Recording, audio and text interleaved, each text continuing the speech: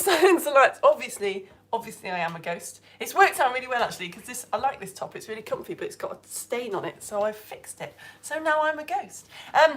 Hello, this is lesson 3, isn't it? Lesson 3 of Shakespeare. So we've done Introduction to Shakespeare.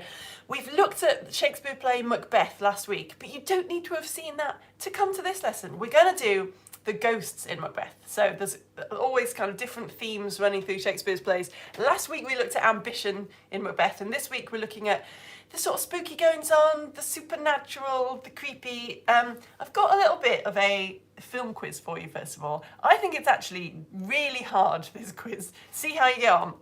I've got 9 films here, and I want you to tell me how they start. So, like, obviously the credits go, you know, maybe there's some music and there's some words, but after that bit, how do they start? What happens in like the first 20 seconds of the film? So you might not have seen any of them, that's totally fine. I went on Facebook and I asked your adults, like, what are your favourite films? And it was lucky for me that the same answer kept coming up again and again. So we've got Harry Potter and the Philosopher's Stone, Star Wars, A New Hope, that's the very first one, right? The first one that was made with the Luke and stuff in it. Moana, Frozen, Matilda the Musical, Wonka, Greatest Showman, Jurassic Park, and Jurassic World, because you can't have enough Jurassic Parks. The second one, because that's the one that was on Netflix, so I could check how it begins. I can't remember which one it is. It's not Dominion. Lost Kingdom, I think. The second one. It has water in it. Right. What happens in the first 20 seconds of those films? You've maybe only seen 1 or 2. That's totally fine if you have. Can you, like, do you notice anything about the beginning of the films? Think about the characters, the storyline, the sort of mood. If there's some adults in the room, I think this is quite a good one for the adults, because I think they'll think that they know, but when they think about it, they might realise that they don't know. And if you haven't seen any, well, I'll give you the answers in a minute, and then you can see if you can spot something as I give you the answers.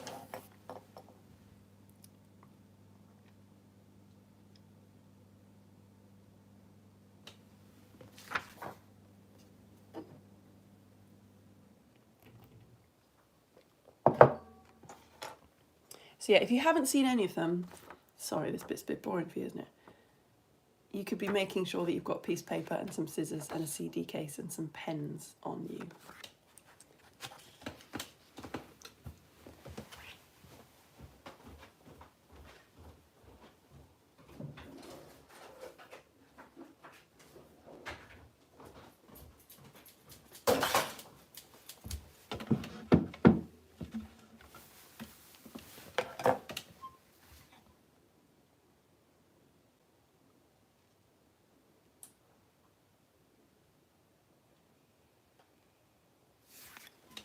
I'll give you 10 more seconds. A lot of people on Facebook yesterday when we did this, they were actually thinking of the second scene. That's quite common. The scene that you remember it starting with is actually often the second scene.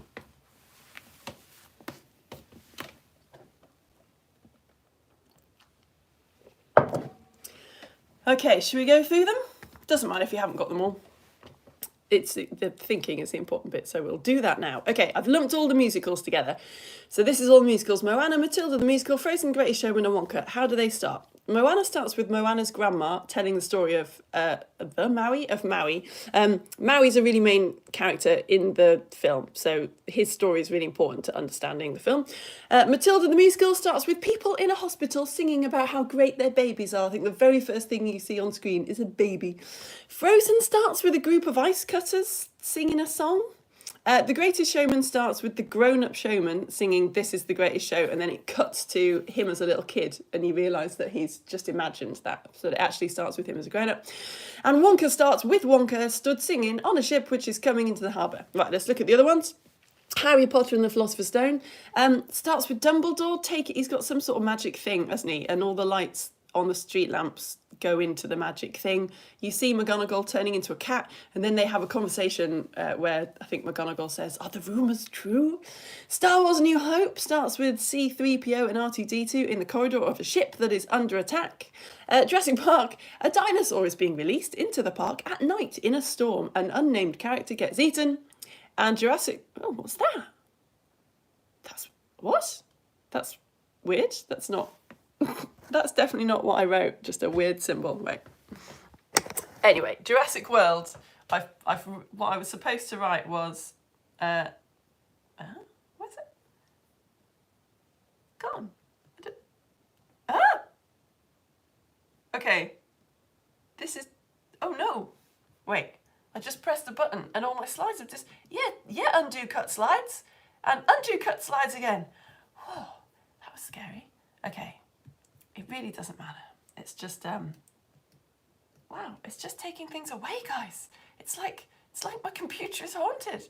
Yes, I want to undo that cut. Anyway, Jurassic World starts with, I don't want to do any spoilers for you, but someone's working on the island of Jurassic Park at night in a storm and things don't end well for him. Okay, so the important bit, what do we notice? Here we go. What do you notice? Moana's grandma is telling the story of Maui. Matilda the musical, people in a hospital singing about how great their babies are. Frozen group of ice cutters singing a song. Greatest Showman, grown-up showman singing. Wonka stood singing on the ship. Dumbledore taking the lights away. McGonagall turns into a cat. Droids on a ship. Dinosaurs not being very pleasant to people. What do you notice?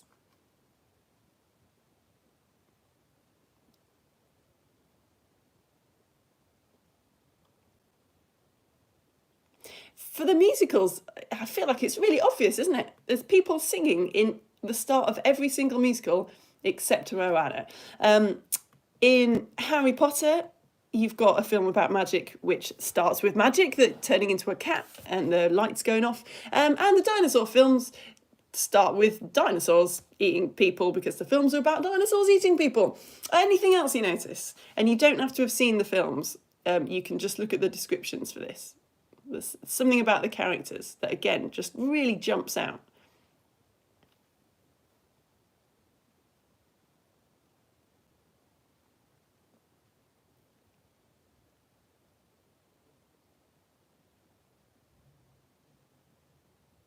Notice anything about the characters in the very, very first opening scene of the film. So bear in mind, I haven't deliberately picked these films because they obey this rule. I pretty much just went with the films that your adults told me that you liked. So this is just general kids' films that are popular at the moment. Let's look at the characters. So Moana starts with Moana's grandma. Matilda, it's sort of completely random people who've just... The Greatest Showman, it's the grown-up showman. Frozen, it's ice cutters. It's never the main character, is it? It's very, very rarely that the film starts with the main character. Even The Greatest Showman, I'm saying because it's a grown-up showman that you meet, and actually when the film properly starts, he's a child. That's kind of a different person. Dumbledore and McGonagall, obviously Harry Potter is the main character. Completely unknown characters at the beginning of Jurassic Park. It always has to be because you know they're going to die. The droids in Star Wars, we really don't usually meet the main character straight away. And actually, when you do, it means...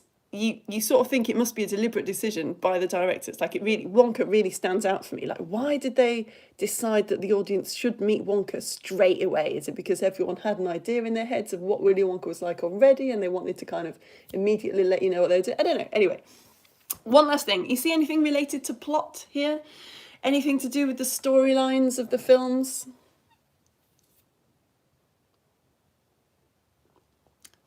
I've done this twice on Facebook now, and one person spotted it. Can you see anything that nearly every single... I think really only one of these films isn't doing it when it comes to storyline.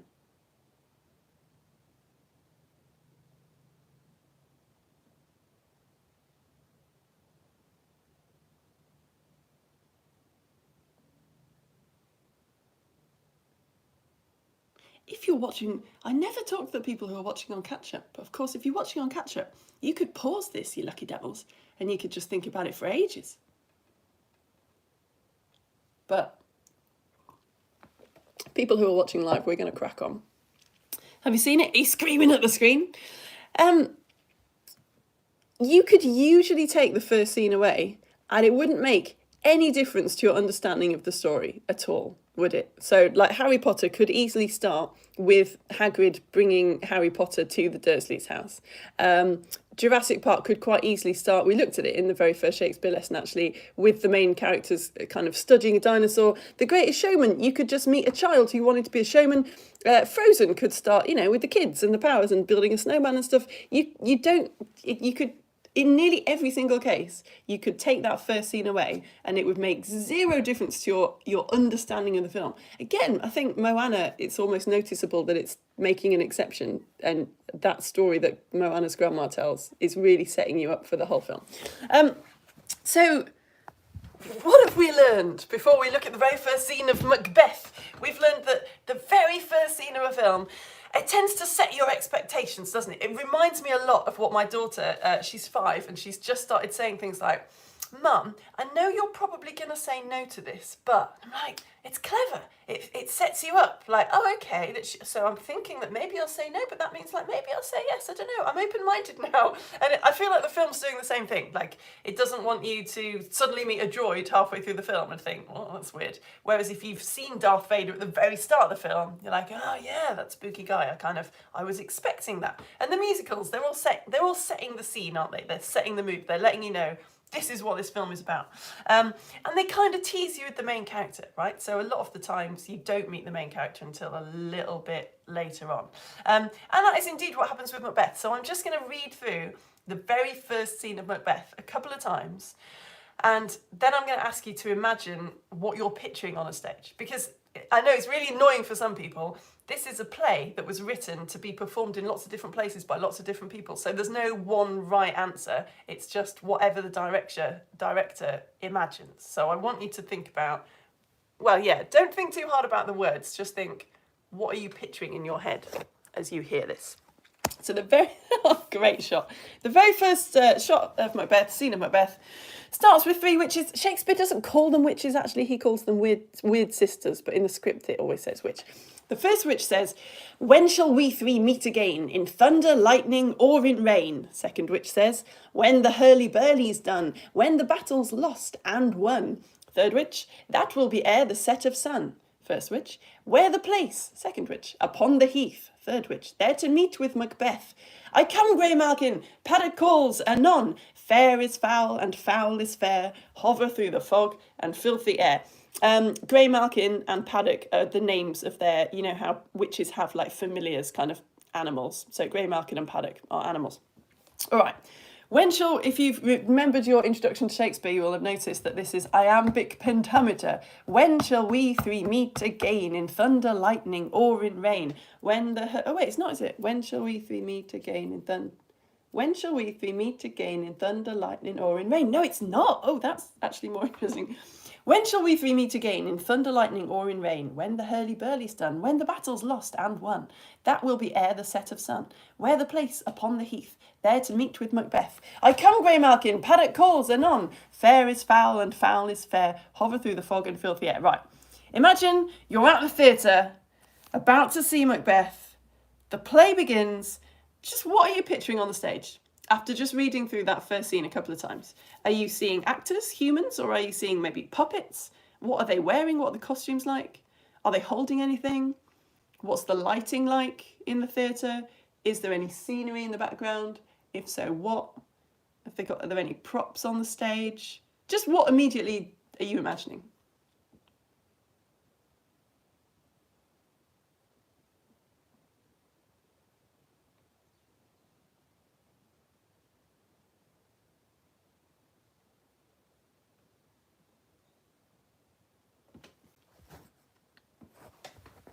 Have you got it? Shouldn't really think too hard about it. Just like, what is your immediate first impression?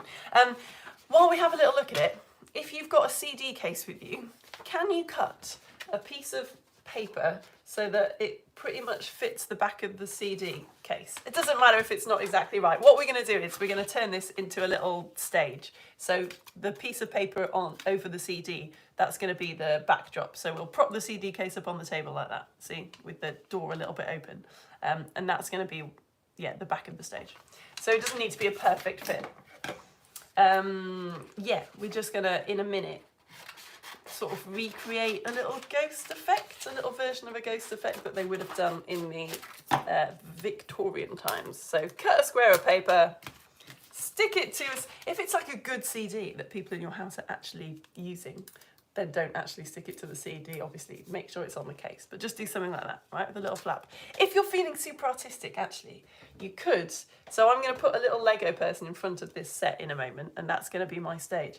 If you want to draw some stuff on your background, like maybe a table full of food would be quite good. You want to draw a table full of food next to your little character, that would be quite nice. Let's go through what you thought of and why. So a lot of people on Facebook were saying things like darkness, maybe some mist. They were picturing a cauldron. They were picturing witches kind of dressed in black. Some people were saying old, but not necessarily. Like, you might have a different idea in your head, which is totally fine. That's kind of the point. But how do we sort of know what the place looks like if we've all got a similar idea in our head? It's because of what Shakespeare said, isn't it? I love this bit. When shall we meet again? In thunder, lightning, or in rain? Those are the options, folks. Those are what you've got. So instantly we're picturing somewhere quite dark and stormy, aren't we? Ere the set of sun. Ere actually means before the set of sun. So they're going to meet before the sun sets. But as we've looked at in previous weeks, we're kind of we're sort of in the edge, aren't we? We're on the edge of lightness and darkness. Fog and filthy air. So Shakespeare really didn't have any scenery at all. But this is such a great way, isn't it? Fog and filthy air. We've got alliteration, the fog and the filthy, the same sound for each word. I feel like you can really smell where they are as well as sort of feel where they are. Upon the heath. What is a heath? Are you ready for this? Picture of a heath. I don't want to be rude to heaths. Like, they have beautiful purple heather sometimes of year, but it's a bit dull, isn't it? So heath is a scrubby land. It's a sort of rough area of land, not suitable for growing crops. So you get straight away the feeling that this place is very dark, it's very deserted, it's kind of smelly. Do we get a feel for the themes? You know, like the musicals start with a song. How does this thing start? This word hurly-burly means a hubbub or a commotion. I suppose fits with the thunder, lightning and rain as well. Like, there's some sort of disturbance, isn't there? And like we looked at last week, you got a lot of opposites. Battles are lost and won, and fair is foul and foul is fair. That's a bit weird, isn't it? They're hovering. I've just put, it's creepy. Like, even if you didn't show the effects, I mean, they could have ropes attached to people and fly them around, but just the word hover suggests sort of spookiness, doesn't it? So we're really getting the idea that things are not as they should be. The natural world has been disturbed somehow. And actually, I didn't mention this on Facebook, but this play was being written to be performed to King James, who was the King of Scotland and had become the King of England. And obviously Macbeth is about a Scottish king who gets killed. So the idea is that because Macbeth has killed the king, this is kind of against nature. Like, you just can't do that. The king has been put there by God. So this is really setting the scene for this. Here's some pictures that I found of what other people have done with the witches. See if this is close to what you were picturing. This is a photographer from 1909. This is quite possibly what I think a lot of us were picturing. It's the same photographer who dressed up 3 different times and then cleverly comped them together. So this is a very classic sort of old. You've got the kind of hooked nose, a very stereotypical witch look, the frizzy hair, the clothed in black. But if you were doing a modern production, you might want to challenge people's expectations. You might want to not do that. So here's a production from 2007.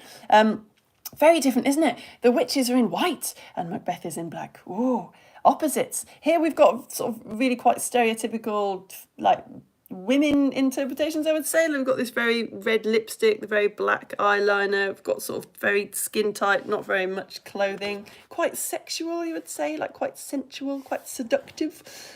Here's an American production from 2018. Here's the witches again. Again, sort of, what do you think? Like bare feet, like they're at one with nature. Sort of ragged clothes, kind of, yeah, like quite ethereal.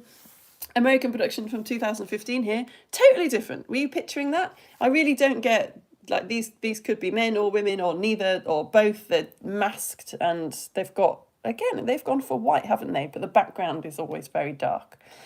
Here's a 2012 Canadian production. They've gone masked, which I just think is terrifying. I mean, you might not want to do that as a director because you might want the witches to be able to use their faces for acting. We don't know which scene this was. It might be a scene where loads of ghosts appear, so they might not be speaking, but I think they're really spooky. And here's a picture from 1885, because people just love painting Shakespeare's witches, and I don't know, take from them what you will. Okay, let's make our ghost. If you've got your backdrop, And we'll talk about some more ghostly apparitions that happen in the play. So, yeah, if you've got your little piece of paper stuck to a CD, if you haven't got a CD case, you could just stick a piece of paper to like a cereal box so that it's standing upright. And if you've got a piece of white, clear, like flat plastic from your recycling, that would be okay as well. But it's time to make a little ghost. So what you need to do, this is what I did yesterday. Can you draw a little ghost on a stick? So draw a ghost, but then draw a little stick coming off it, and then cut the whole thing out so you've got ghost on a stick. Ooh, that's quite a good effect. Ooh, it's not, but it's cute, isn't it? Can you do that? Shall I, for good telly purposes, shall I show you me drawing a ghost on a piece of paper? So like that. You want it to be, you don't want it to be too much bigger than your little Lego person. It's got to fit on the stage. There we go. So I'm going to draw a ghost, but then I'm going to draw a, I mean, you don't have to draw a ghost, actually. You could draw anything you like, really. Just something that is going to haunt your poor little person. If you haven't got a person, that's fine. Just, yeah, I don't know, put anything there. Put like a bottle cap there. It's your show. Okay, so I've drawn that, and I'm going to cut that out, and we'll talk about another time when a ghost appears. Or a time. So we haven't actually met any ghosts, have we? So we've talked about how King James, the person who the play was being written for, very much believed in witches. Very into witch hunting was King James. A lot of women going through a lot of pain because King James thought that witches were real. Actually, the country was Puritan, I think, at this point, or around this time. And the Puritans are very Christian. So people had believed in ghosts. But the Puritans were like, no, ghosts don't exist because that's just not a very Christian thing. People move on when they die. Spirits move on. So technically, people didn't believe in ghosts because they'd sort of been told that they were not real. But of course, really being told something doesn't really change how you feel. So in Shakespeare's time, it is really very likely that people would have believed in ghosts and been scared of ghosts. There is a play from around this time where someone mocks a ghost on stage. So it's quite a big thing that ghosts quite often come onto the stage in Elizabethan times and make speeches. And there's a play where we think, okay, maybe people were getting a little bit bored of that because they're like, that they sort of mention in the play, oh, there's rubbish ghost like coming on and screaming. So maybe it was becoming a bit of a joke that there was always a revengeful, angry ghost in place.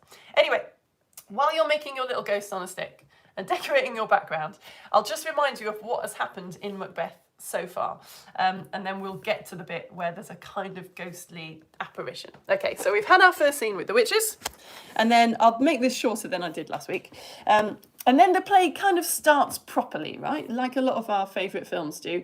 That we cut to a completely different mood. This is a very realistic scene. We've got a soldier, a captain who is obviously in a right mess. And a king comes on and says, wow, that guy's a right mess. He can definitely tell us how the battle is going.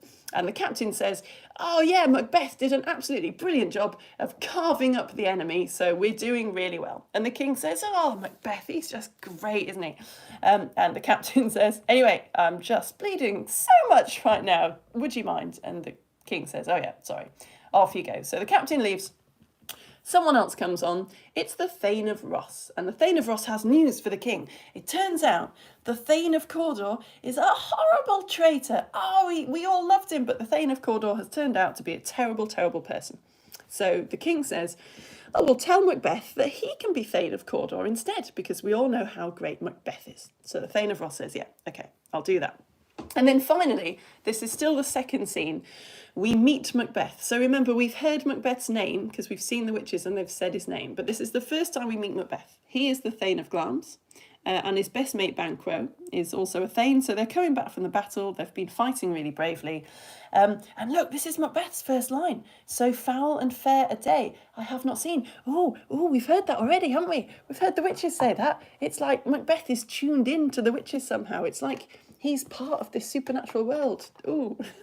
Anyway, the witches come on, and Banquo says, well, these guys are weird. And the witches say, all hail Macbeth, hail to thee, Thane of Glamis, because he is Thane of Glamis, no news there. And then they say, hail to thee, Thane of Cawdor, which is weird, because Macbeth, as far as he's concerned, is not Thane of Cawdor.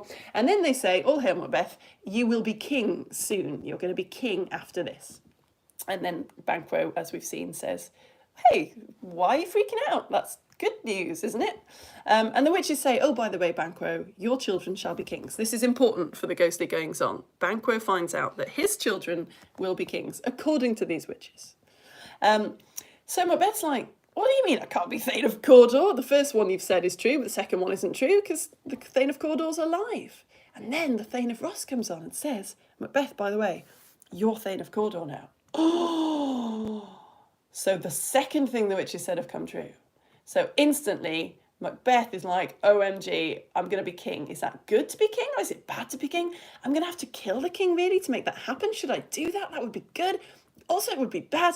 And Banquo's like, dude, I can't hear you because you're talking to the audience, but it really feels like you're overthinking this. And then we meet Lady Macbeth, who just is all in for killing the king. Oh, brilliant. Of course he'll be king. We're going to kill him. This is going to be great. And Macbeth, as we saw last week, is like, yeah. Actually, no, I don't think we should kill the king. He's a nice chap. But Lady Macbeth is very pushy and says, no, you definitely should. What are you? Are you a man or a woman? Come on, we're going to kill the king. So Macbeth is persuaded, and then we get this sort of strange thing that happens. The king is not yet dead. The king is still alive. And Macbeth has been really flip-flopping over this, but he's decided that he's going to do it. And suddenly he sees a dagger in front of him. It's a really, really famous speech, which you might have heard. Is this a dagger which I see before me, the handle toward my hand? Come, let me clutch thee. I have thee not, and yet I see thee still. Art thou not... He's on his own at this point. It's a soliloquy, so he's on his own on the stage. Art thou not fatal vision, sensible to feeling as to sight? Or art thou but a dagger of the mind, a false creation, proceeding from the heat oppressed brain? I think that should be oppressed for iambic pentameter reasons. Proceeding from the heat oppressed brain. So the first thing you've got to ask yourself is the dagger real, or is it just in his head?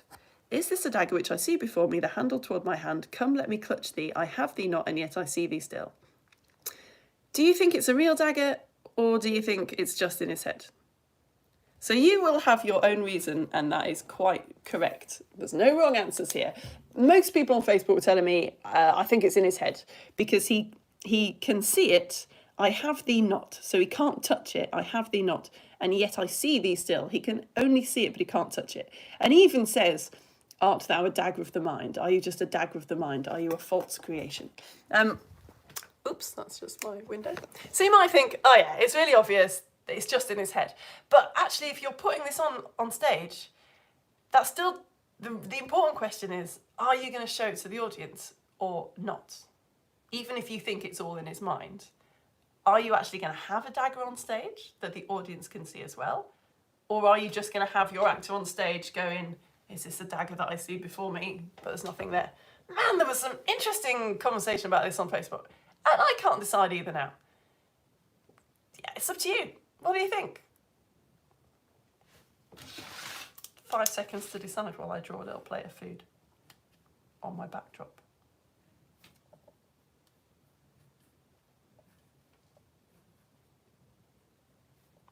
I'm going to draw a chicken leg. There's always a chicken drumstick on old-fashioned tables, aren't there? What do you reckon? See, I was thinking, first of all, I definitely wouldn't have it on stage because I was picturing like some sort of fishing rod coming from off stage with a dagger on the end, and I was thinking that'd just make the audience laugh, and I don't want to make them laugh. Some people on Facebook were picturing, were saying, oh, I'd have like a clear dagger, like a glass dagger or seafood plastic one, so it's kind of there but kind of not there. And then someone else pointed out that the problem with that is that he would be able to hold it, and he's not supposed to be able to hold it. So there was talk of holograms. Someone had seen a production of Macbeth where actually the witches come on at this point, and the witches are holding the dagger, and every time he goes to grab it, the witches take it away and move it somewhere else, which I really like because it's like, it's sort of still in his head, but it's spooky, it's not funny that it's on stage, and he can't touch it, and then it kind of brings in the supernatural to it, so it sort of keeps you guessing, I suppose, like, is it just in his head or is it not in his head? It makes him even more connected to the witches, but it's entirely up to you. There's another ghost in Macbeth, which is more likely to be shown. So that's the one that we'll talk about now. And it was recreated probably not in Shakespeare's time, possibly in Shakespeare's time. but certainly in the 1800s, and it's called Pepper's Ghost. And we'll actually just do it now, and then I'll show you mine that I made, which is a bit better, no offence, and then I'll show you how it's done. So if you get your CD case, and you put it at, you prop it up like this, so you've got the CD pointing upwards. Put the case, the bit of plastic, so it's at about a 45-degree angle, okay? And then, so your audience is going to be looking straight ahead, and you've got this plastic at a 45-degree angle in front of them, but hopefully your audience doesn't know that, all right? And then you get your little Lego character, or whatever you're using. Like I say, you could just use anything. I mean, you don't have to have anything there, actually, but just any kind of little thing. And then if you imagine that that sort of either side of your CD case is off stage, right? So if I put my pen there, everything on this side of the pen is off stage, and everything on the other side of the pen is on stage. If you get your little ghost and you just hold it off stage, you'll see that it appears on the stage. Ooh, come on, you can move it right through your little character. I'll move you a bit closer. It's quite good. It's quite good, isn't it? So if you hold it sideways on, like that, then you find that you have quite a good view of it. Ooh, Macbeth. Tasty treats. I really like that. I made this up, so you won't find this on any Science Activity Kids blogs. But I think it's super cool. And this is called Pepper's Ghost. Here's a picture of what they used to do in the 1800s. It's said to be, I think it was actually invented by Mr. Pepper's assistant, but anyway, Pepper ended up putting his name to it. It's a very famous theatrical device for showing a ghost on stage. So, well, I didn't do this on Facebook yesterday, but what happens is light bounces off things and into your eyes. That's how you see things. So if your eye is here, this is how we draw an eye in physics, like that. It always makes me feel a bit weird, like it's going to get stabbed in the eye. But anyway, if there's a person here, and there's a piece of glass here, then light bounces off the glass like that and into the eye, because light travels in straight lines. But if this is at a 45-degree angle, it's all got very physicsy. I didn't do this on Facebook yesterday. So our light is travelling like that. It hits that glass at a 45-degree angle, and it bounces off and goes into the eye. But it doesn't all go in, right? Because glass, you can see through glass. So it very much depends on where you put the light. If you shine loads and loads of light onto your ghost off stage, so let's say this is the stage, right? And this is the audience. Just put "ord." So the ghost person would be off stage. This one's doing it, so the ghost is under the stage, but we'll stick with what our model's like. Ghost would be off stage, clear piece of glass at 45 degrees to the audience that the audience doesn't know about, and then the light from the ghost hits it and goes into the audience's eye. But yeah, the nice thing is, because the glass is see-through, some of the light will travel through the glass. So you get a kind of image, but it's not a really, really clear image. So it's kind of half there and half not there. It really does make a beautiful ghost. I have made one in a box. So I'm gonna let you see inside my Pepper's Ghost box. I'll put this torch on so that we can play around with the lighting a bit. Where's the torch? Here we go. Yeah, I'll show you inside the box, and then I'll lift up the box so you can actually see how it works. And I've put some photos of this in my Facebook group if you want to make one of these yourself. I'm sure you could do a much neater job than I've done. So here's the box. Excuse Lego story time everywhere. We're doing rats versus mice after this. So this is the box. It's got two flaps on it. First of all, and it's got a hole in it. So I will poke you through the hole. Here we go. So that's our stage, right? If I lift up the flap, which is at the back above the stage, then you should see our actor. There we go. There's our actor. And look what happens. Well, shall I make the ghost appear and then I'll show you how it's done. Ooh, spooky. You see the ghost? Ghost. No ghost. Ghost. No ghost. Don't forget to like and subscribe. So yeah, what's happening is, I'll show you. here we go. So this is our stage. This is where the audience is seeing. If you want to make this at home, I think it's brilliant, but just be careful. I've actually used a bit of broken glass from an old photo frame and sellotaped it off. So obviously get an adult to do that. Don't be just playing with shards of glass. But here's my little ghost, and the light, when I wasn't shining any light on the ghost, the only thing that we were seeing was the light coming off this little Lego actor. But if you shine light on the ghost by lifting up that other flap above it, then some light goes from the ghost, hits the glass and bounces into your eye. So I'll do it again, but I'll shine the torch through the ghost flap. There's a sentence I didn't think that I'd say, ever. I'll shine a torch through the ghost flap and you can see what difference it makes. I didn't do this on Facebook, but I think it is better actually. Okay, so I've got my phone torch. I'm just gonna put it through there.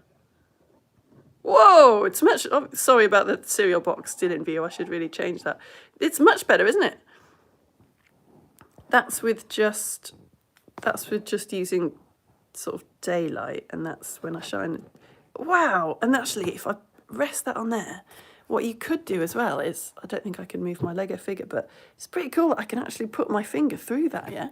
So your actor on stage could even be like, I can't touch you, yet I see thee still. That's good, isn't it? All right, enough of that. But yes, if you want to have a go at making that, then in my Facebook group, not on my Facebook page, but in my Facebook group, if you go to the top of my homepage and click more groups, then I've said it's just a photo dump. I've just put a load of photos on so you can see what's happening. Okay, so whose ghost do you reckon it is in Macbeth? Were you paying attention to the story? Who does Macbeth also kill? Who does he have to kill? Come on. I mean, a lot of you have read Macbeth. Well done you. But if you haven't, if you don't know I don't like to read plays until I've seen them on stage. So you might be like me. I'm not going to spoil the ending of Macbeth. But who's he really got to kill? Banquo, hasn't he? Because he's killed the king now, so he is the king, but he believes everything that the witches say, and he has just heard that Banquo's children are going to be kings. So he'd be thinking, well, I've got to kill Banquo's kids, because otherwise they might kill me, and that's how they become king. So he does. It's the only murder that we actually see in Macbeth. He hires some murderers to go and kill Banquo. Banquo is horribly murdered, but his son escapes, which is good. But it's really fast. There's one scene where you see Banquo die, and then the very next scene, Macbeth and Lady Macbeth are having this big sort of party feast at their castle, and it's all like, oh, welcome, lords, yeah, thanks for coming, oh, isn't it terrible that the king is dead? Anyway, you know, things are back to normal now. And there's this gorgeous bit, we're not going to look at all of it, but the script says, Banquo's ghost enters and sits at the table.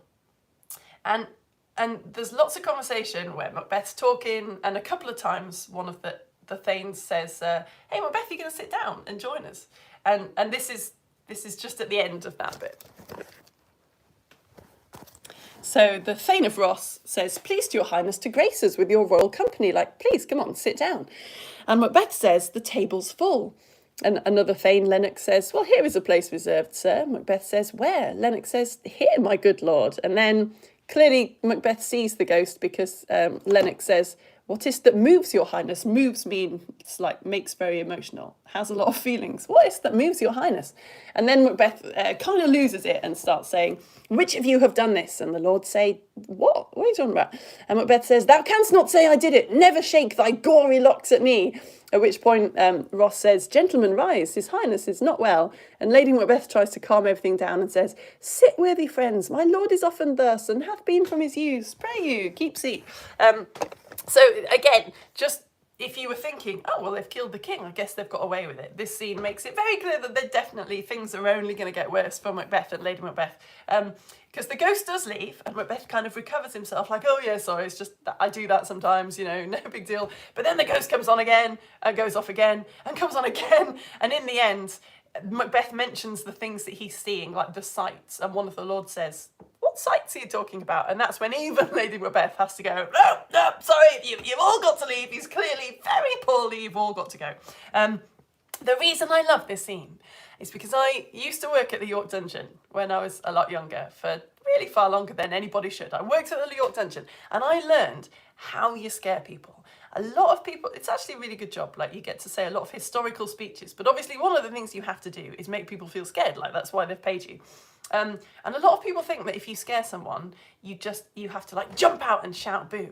Or maybe you grab them. No, that is not how you scare someone. If you really, really want to freak someone out, what you have to do is come as close up behind them as you can without them knowing that you're there. Just come up close behind them and just stay there. Just stay there for as long as it takes. And eventually, like if they're chatting to their friend or whatever, they will suddenly see you out of the corner of their eye and they will absolutely freak out. It's totally delicious because there's just nothing creepier than feeling like you don't even know how long that person has been there. And I don't know, I think it just really taps into something very deep in our brains about like not wanting to be hunted. It's really, don't try it. It's a horrible thing to do unless someone's paid you like £20.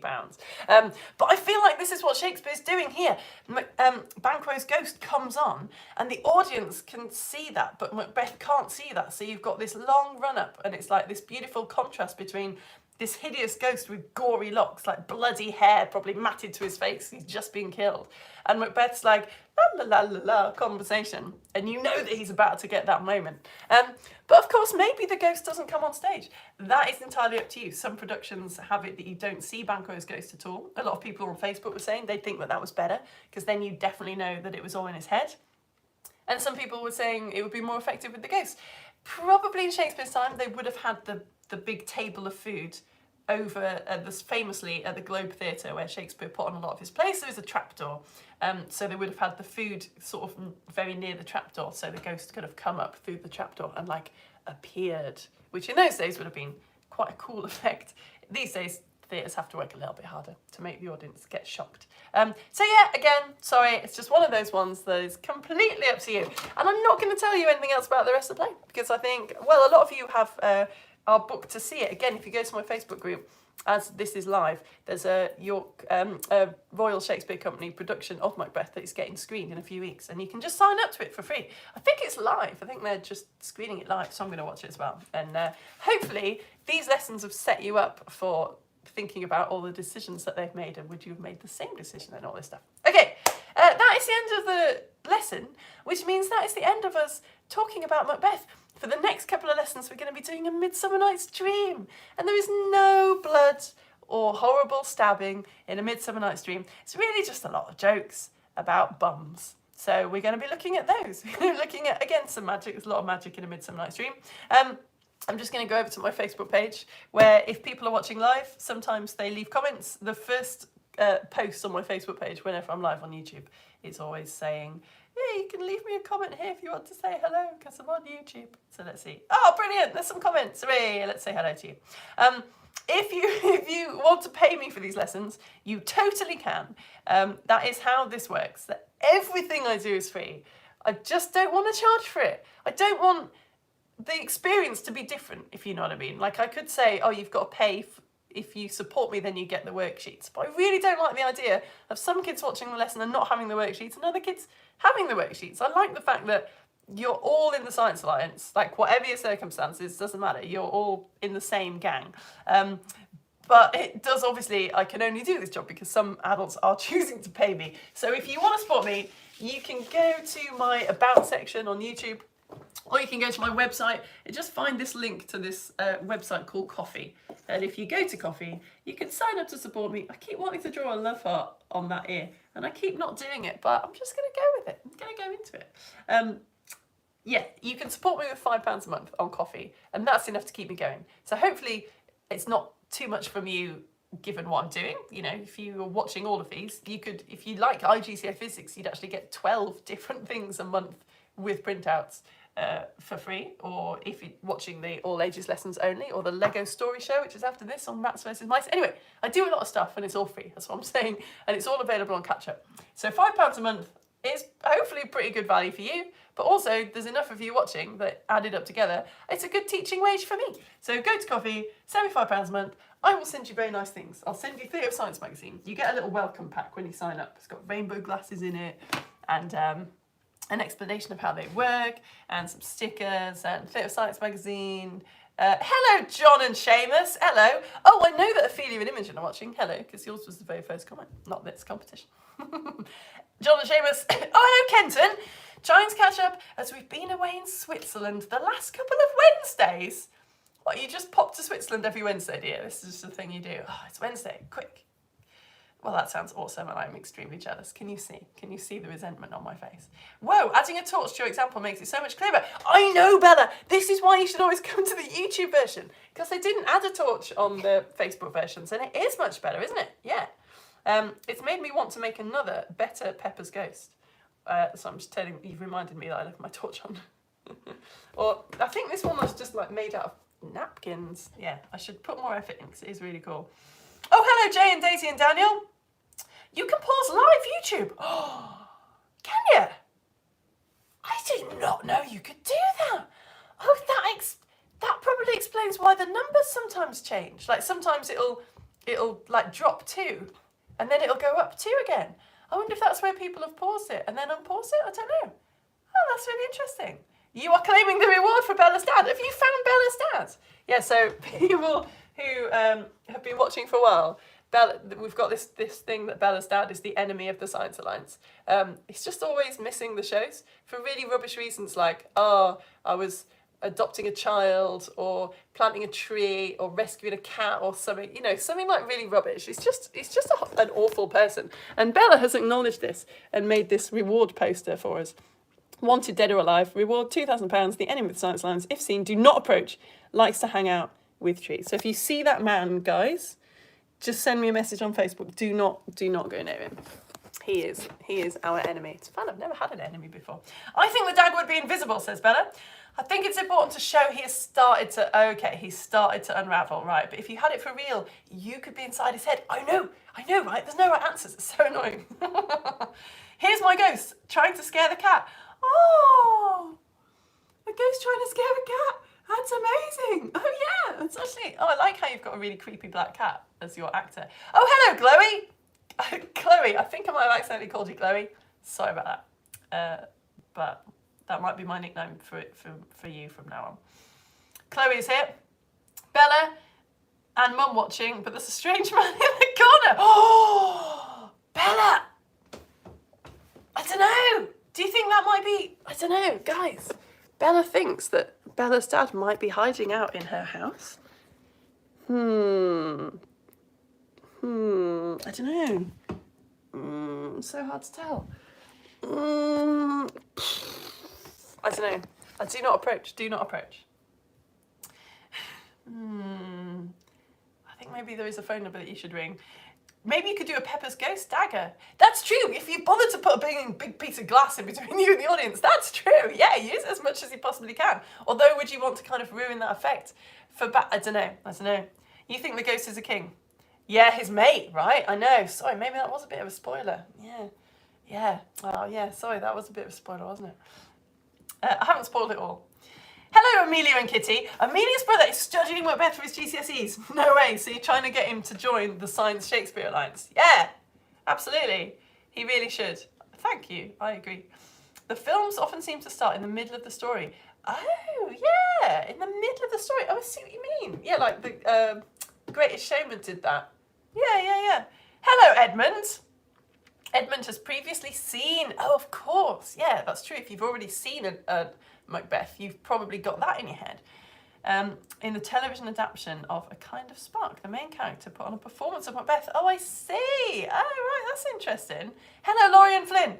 And their mum who's still trying to understand Shakespeare. Right, I know. We've discussed this. You don't have to. You don't have to understand it all. Plus, it's much better, isn't it, really, seeing it on stage.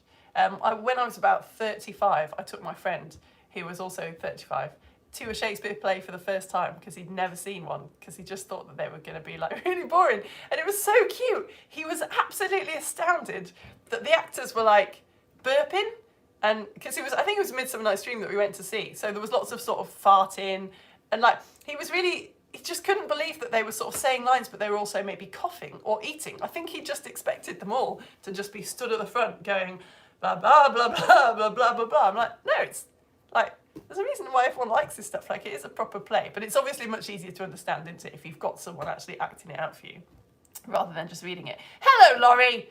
Clear's here. Splendid. Arthur and Abra here. Hello. Hey, there's Brendan and Aidan.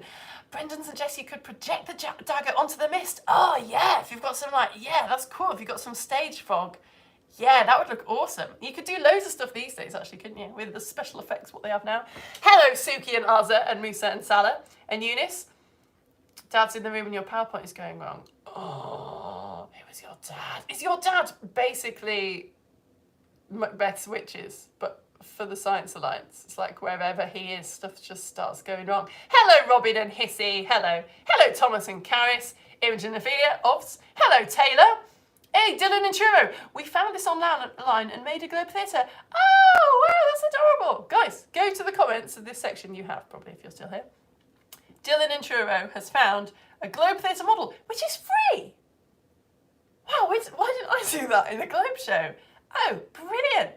And it looks really, what, and you actually made that? Wow, that's awesome. Hello, Luna.